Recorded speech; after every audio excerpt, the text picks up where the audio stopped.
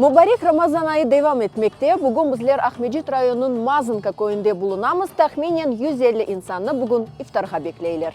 Воздух наполнялся предвкушением. Это первый в этом году коллективный ифтар для жителей Мазанки и близлежащих сел. Незадолго до разговения люди начали собираться в мечети, чтобы совершить молитву.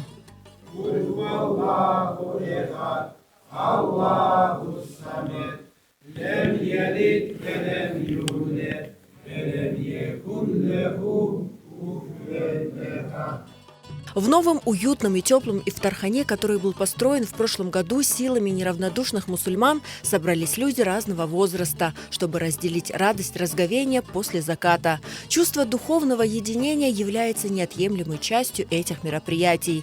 На месяц Рамадан мечети и ифтархане становятся местом, где люди чувствуют себя частью большой и дружной семьи. Рамазан айын біз çok beklegen bir ay. Çünkü bu ayda sevaplarımız çoklaşa, birbirimizden iftarlarga kelip tanışamız, laf etemiz, birbirimizge sağlık, selametlik tileyimiz. Biz elan etemiz, iftarlarga kimsesi yazılsın. Bizde grupa var. 12 iftar endi adamlar hazırladılar. Bu şimdi birinci iftar. Аллаху çok şükür, дошли до этого Рамадана. Очень много сделано в этом году. В этом году утеплили помещения, утеплили крышу, построили ашхане. Пока на стадии, скажем так, строительства, есть еще моменты для доработки, но Аллаху шукур, уже отдельное помещение у нас есть. Вот сегодня первый ифтар, мясо с картошкой сметался, поэтому ждем людей.